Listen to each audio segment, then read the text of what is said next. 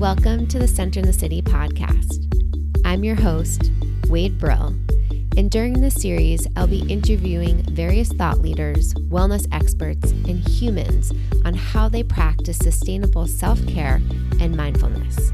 We'll get real and raw, talk about the light and the shadow side of self-care and mindfulness, and how we can actually stay centered amid the chaos and the hustle and bustle of our modern day world. So settle in and get centered. This podcast episode is brought to you by Centered in the City, a virtual on-demand self-care and mindfulness platform with over 200 different meditations, journaling prompts, nourishing recipes, and Pilates flows, all designed to support you feeling calm, focused, and energized as you live your life in this modern day world. For more information, head on over to centeredinthecity.org and claim your 7-day free trial. Welcome back to the Center in the City podcast. I am so excited to have today's guest live with me. I get to speak with one of my besties, Afiya Bediako, who I have known since we were 3 years old. And today we get to have some real talk. How meaningful is it in your friendships to go to the hard places, to help yourself be seen by one another about what's working in your life and what's also really hard and challenging. So today, Fia and I talk about mental health. We talk about perfectionism. We talk about how to make space in our life for ourselves when the impulse to do work is so strong or to people please is so strong. In the show notes, there's a link to grab hold of a practice I have for my community where it's Get Centered in 30 seconds. And it's an opportunity to practice these mindful pauses throughout our work days that help us bring the attention back to ourselves to help regulate our nervous systems when we get into that fight or flight and to come back to our centered self. So if that's of interest to you, check it out in the show notes. Now let's get ready to listen to this episode and get centered.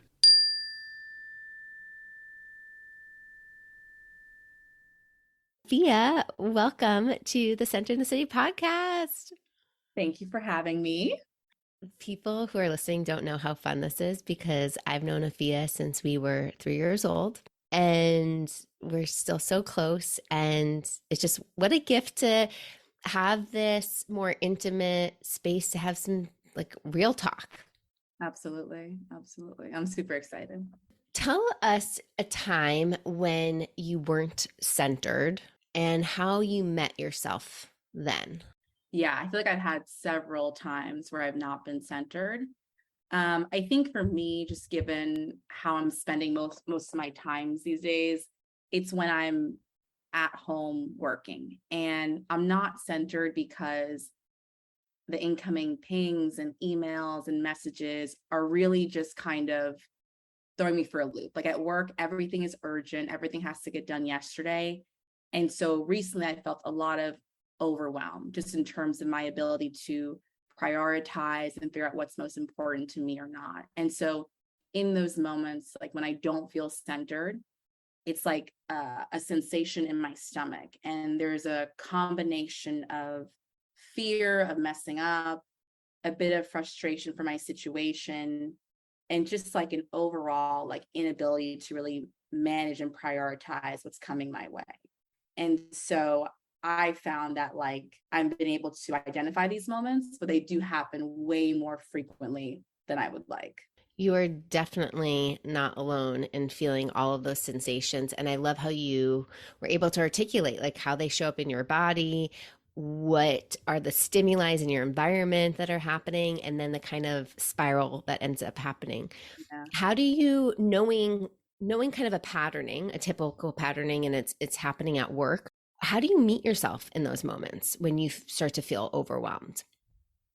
It's funny. I really rely, I would say, heavily on friends of mine who are in similar situations who can relate to me. So I find myself first and foremost, looking for validation about how I feel outside of me. So I'll run the situation by a friend and he or she will tell me, usually they agree with me, to be honest. And that's kind of, how friends can be. Yeah. But I think that it's so reassuring to have the validation of your emotions, first and foremost. So first, it's getting the validation.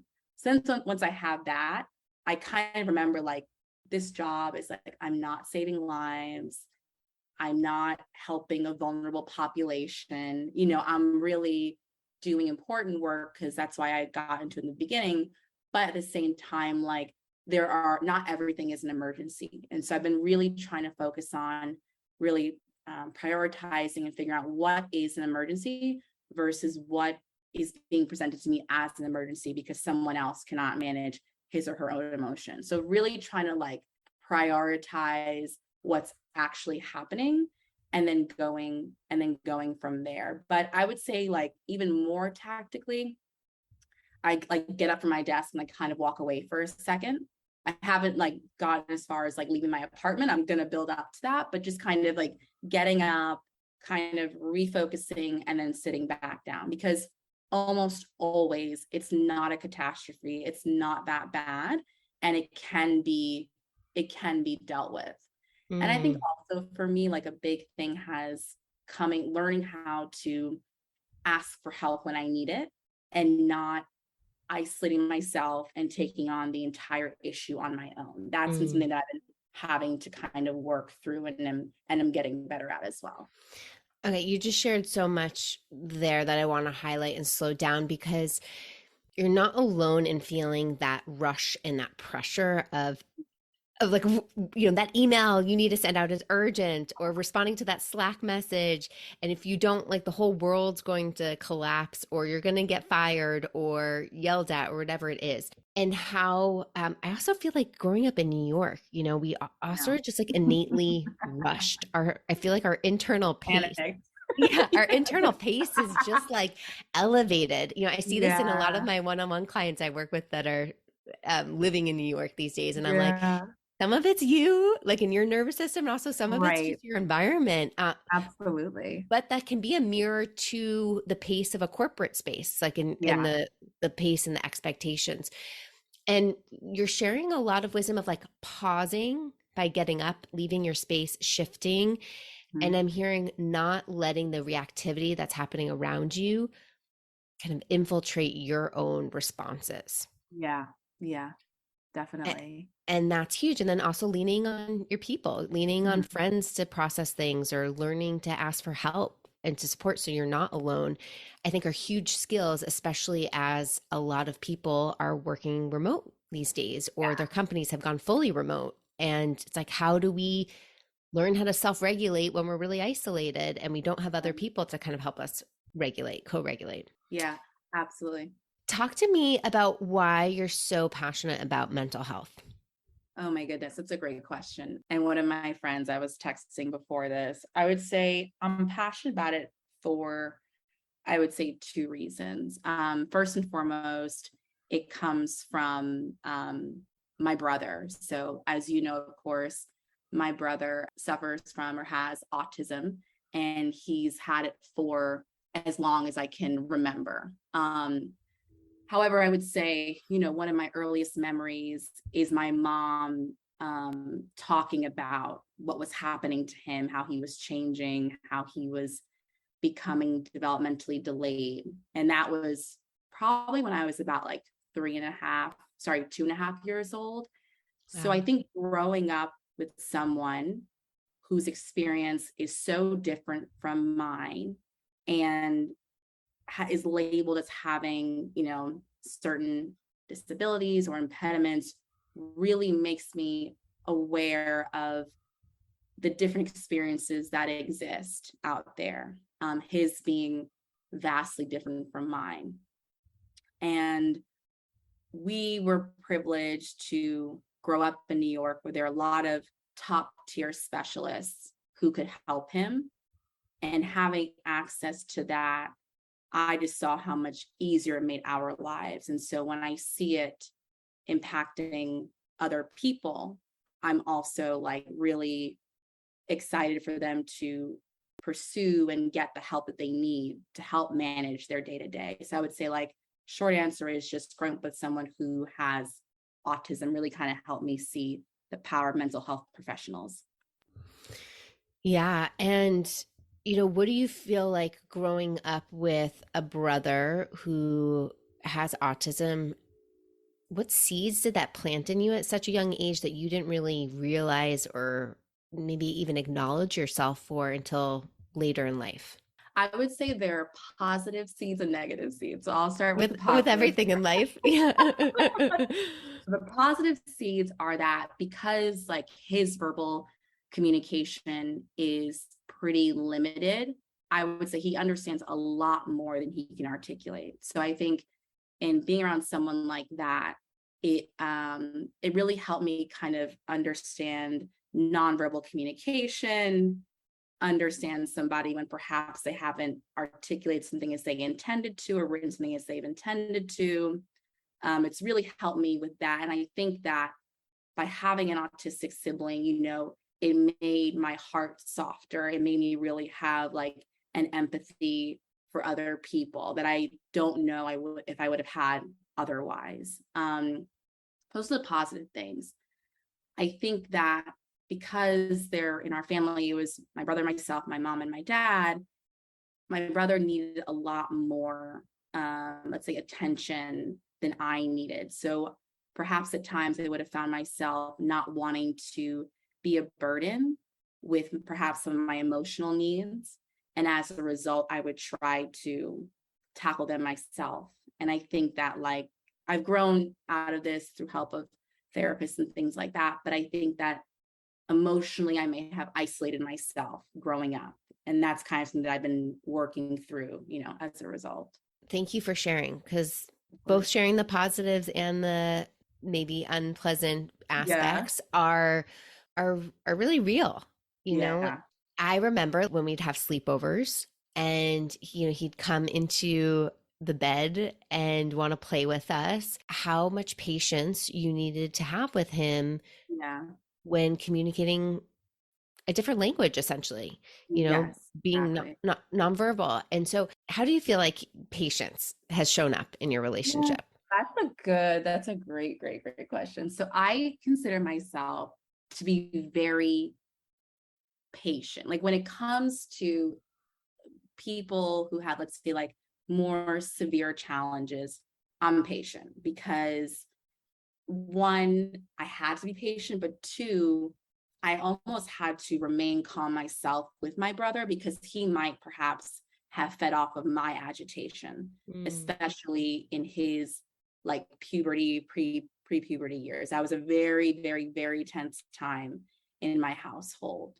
So I think for me, it's understand that people are just different and they're going to be different, and you kind of just have to live with that. Where I found myself being less patient, and I'm working on it, is that when people suffer from afflictions that might negatively impact other members of their families, like for example alcoholism or drug abuse or things like that, where those two are chemical imbalances that people have to work through. But I think seeing the toll they can take on families, for example, like my mom growing up with an alcoholic mom, I just saw and heard about the abuse she inflicted on my mother. And so I have almost less patience for that. So I've Mm. been trying to kind of figure out, what does this mean? And then how can I carry more empathy to people who are seemingly more capable, but they too have challenges that hurt them and others. So it's kind of been like a juggling act for me, Mhm. where I'm kind of helping. I'm working on spreading that empathy towards larger populations of people. Mm. Beautiful. You mentioned earlier that you're exploring like how to um you said how to be with your own emotions and needs, like to Yeah. not to let other people in, that you don't have to do it all of your own. How's this empathy practice being explored in your own work towards yourself? Mm. Yeah, that's the tough one. That's hard, girl. I believe that in life, lessons will occur over and over again until we finally learn what we need to learn. And so for me, if I'm in a situation, I'll be like, wow, Afiya, like you would have handled this in a way different way 5 years ago.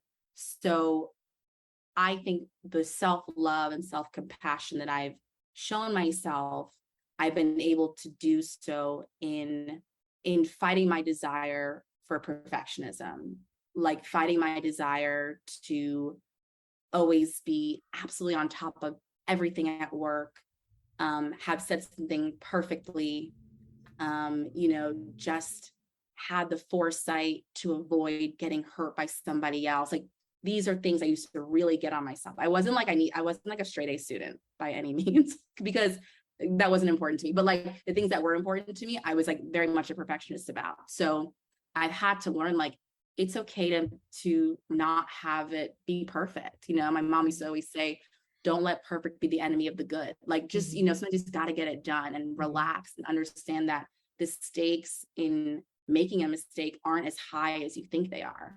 And I would say because most of my time is spent working, those have been my biggest challenges at work that I've had to kind of work through. So when I said the lesson kind of occurs over and over again, that's what I've had to face myself, is having the compassion for not being perfect at work. Yeah.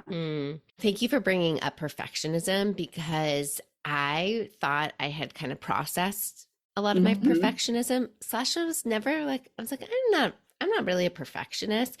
And then I started exploring this theme around maximizers and satisfiers. And I just wrote about this in my newsletter. And maximizers are people who have this trait, this tendencies. It's not just a personality. So it's like a trait to make sure that every decision is the absolute best.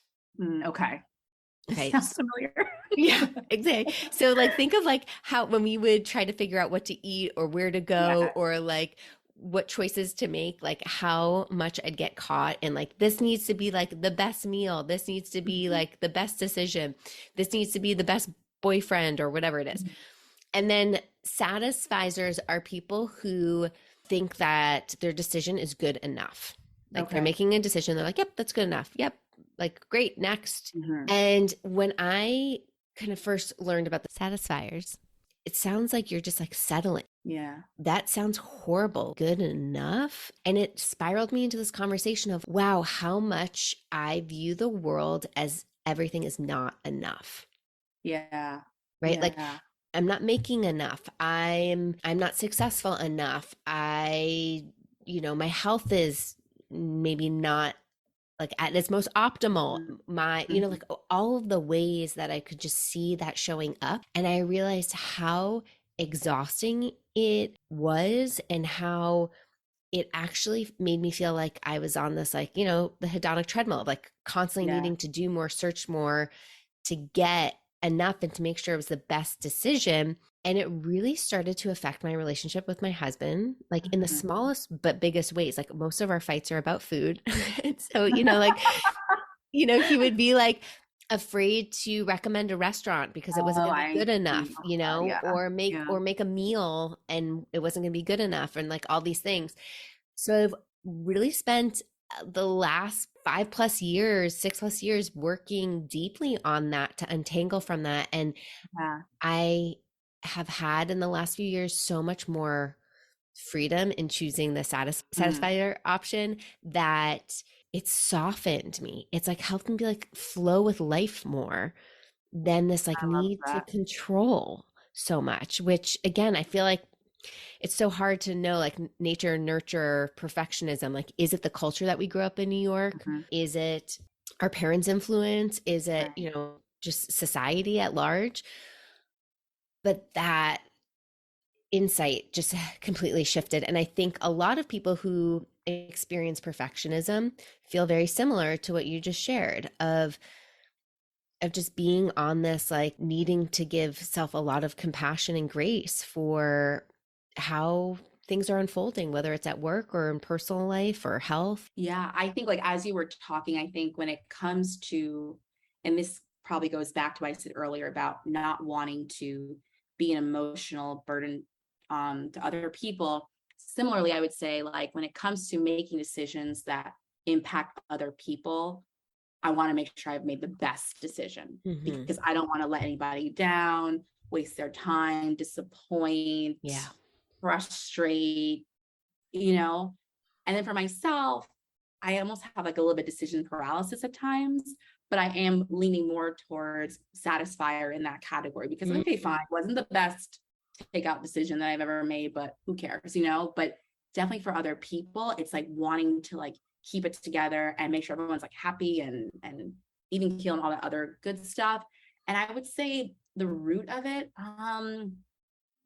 when we were growing up, I think that some parenting styles were like strict, and it was kind of like, if you know better, do better, kind of these messages like this, and kind of just reinforce that there is no room to misstep if you are aware that you're doing so. So I think that can kind of get you into a bit of overdrive on your decision making and lean you towards just things that aren't bad by any means, and you probably learned something from the decision that you did make, and kind of leaning more into the lesson instead of not achieving whatever said goal you kind of arbitrarily set for yourself. Yeah, thank you for discerning for yourself where you notice the maximizer and satisfier show up, like internally choices for self versus externally choices for others. I think that's a really interesting kind of prompt to explore. Yeah, that sense of kind of hypervigilance. Are we making the right decision? And that feeling of needing to look good or impress others or make sure other people are happy or whatever that is. We can all get trapped into that. Yeah.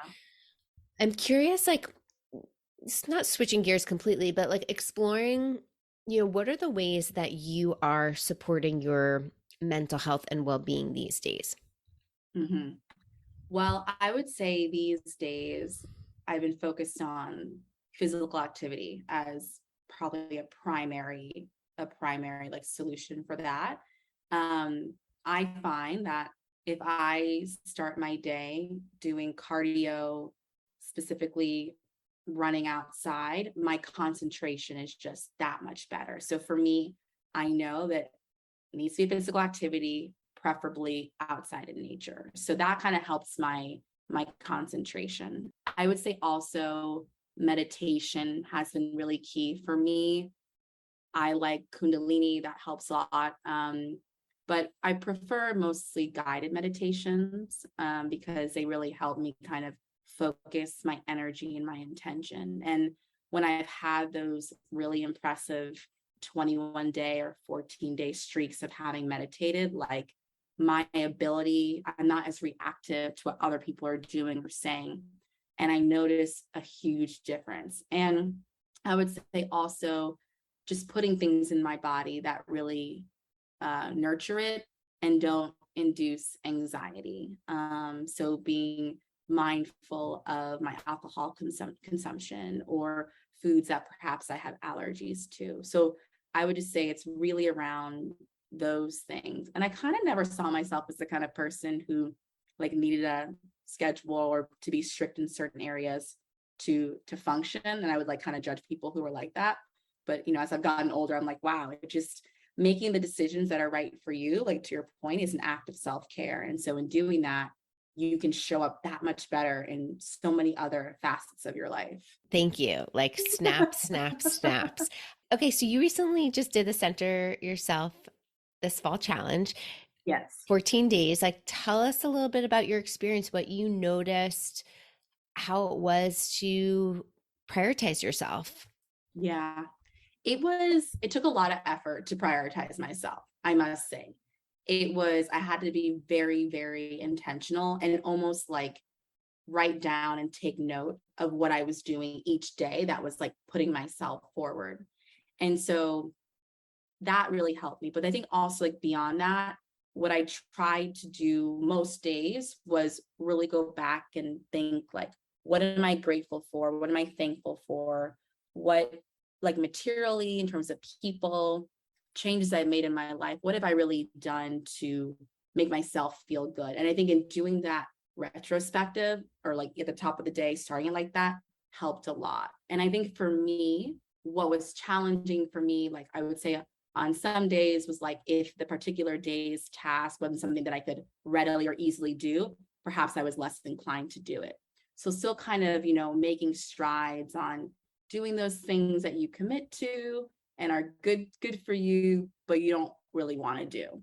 And then like, what does that mean on those particular days? But it was good to have devoted those days to myself and have clarity on what I have to do to feel good. A big intention of mine, going back to the physical exercise, was to be able to feel the mobility of my body even more than I had been before, and kind of leaning into that because I work from home. I don't have a standing desk yet.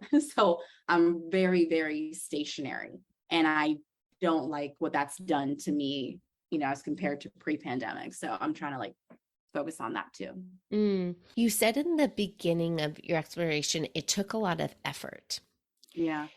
And you said it like at the end, it kind of sounded like it was like a positive mindset and intention for you, even though it sounded like it took a lot of energy. Like, can you explain that a little bit more of what was happening for you? Yeah, I would say, we're all creatures of habit. So I think that there's like still a part of me that wants to eat whatever I want and feel great afterwards.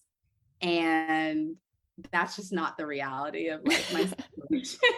Not you, it's everybody, but yeah, thank you. Exactly.